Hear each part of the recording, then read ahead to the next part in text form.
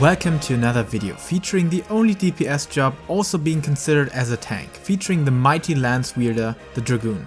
As the first melee job being presented in this series and my first job to ever play this game, it is an honor for me to talk about it. And again, make your choice according to the job or class design that suits you the best or which attracts you from all the battle features and looks of its combat, rather than going for any tier value, because all jobs can and will clear each and every content this game has to offer.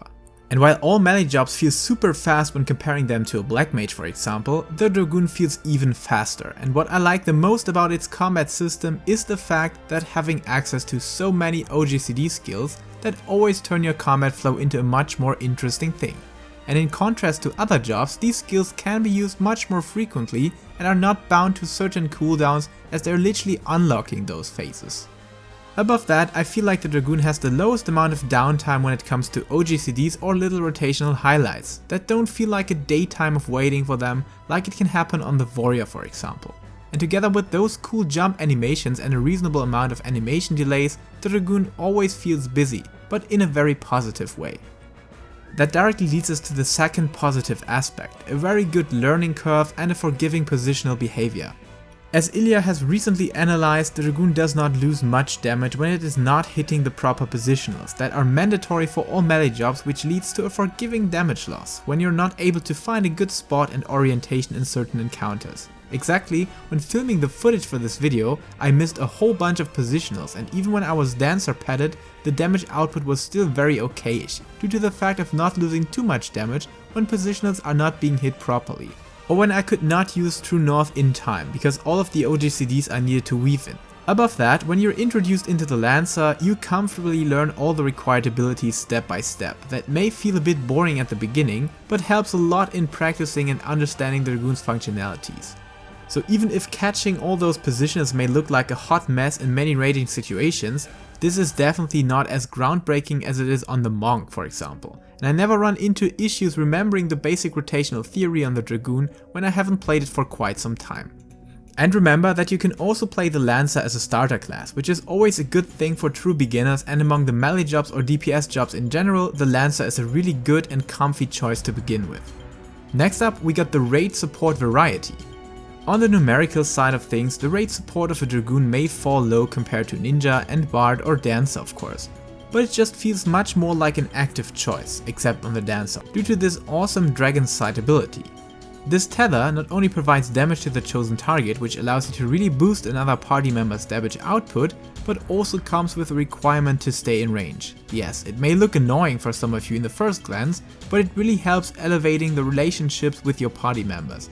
Not only that they are thankful for the damage boost, but they stay in close proximity, providing the feel of being important to the Dragoon player.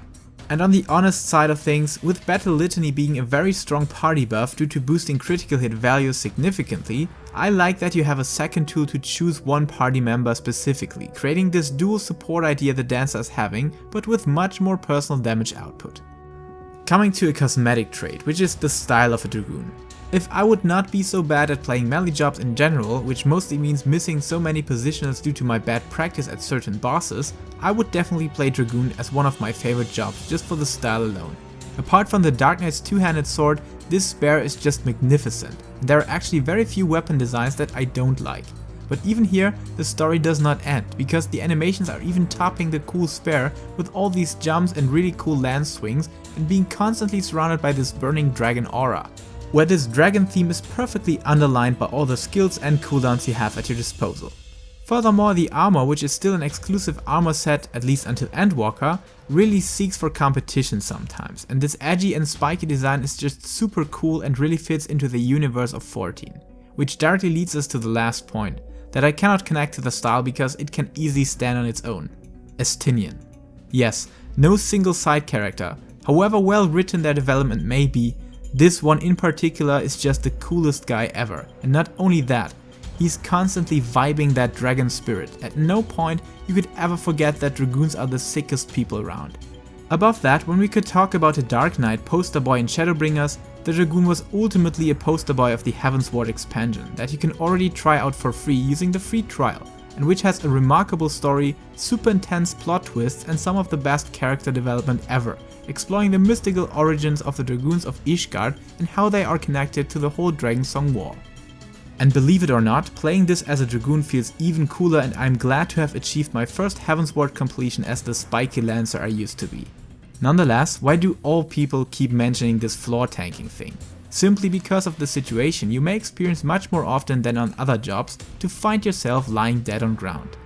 That of course doesn't specifically connect to the status of being a melee job, but more to the factor that on top of the high danger and risk of standing close to AoEs, cleaves or trying to catch your last positional in a very dangerous spot, but on the Dragoon this is heavily amplified by those animation delays that are not exclusive to the Dragoon's OGCDs, but it is featuring a lot of them. So if you're concerned about reactiveness or want to avoid the risk of being cut off by boss mechanics, the Dragoon may not be the best choice of a job to play. But getting used to these skills and knowing the fight with good practice, you will not run into any issue, especially because of having access to this insanely nice back jump ability that can turn you into the coolest person around, while also being useful for many boss movement situations. Apart from that, and while sharing all accessory pieces with all other melee jobs, at the time of making this video the Dragoon is having a whole unique set of armor pieces on its left side equipment table, which means you need to grind down Dragoon gear specifically, while casters, tanks, ranged physical DPS jobs and even monk and samurai do share some of their gear pieces.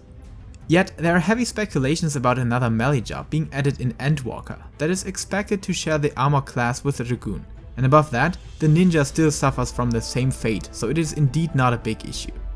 However you make up your decision, the Dragoon is a phenomenal start into the melee roster, and as you cannot start as samurai, that I consider as an even more straightforward beginner choice, the Dragoon, or better said the Lancer, is one of the best options to start with. But don't worry, if you're still not convinced about the high jumping master of style and floor tanking, I will cover the other melee jobs in the next couple of days as well. So until then, test out the Dragoon, check out my guides about its combat system and fall in love with the coolest side character this game has to offer. And even if the style and battle animations are cool, 'tis not for praise that we fight. Thank you for watching, and until next time, stay safe, stay healthy and keep loving Final Fantasy.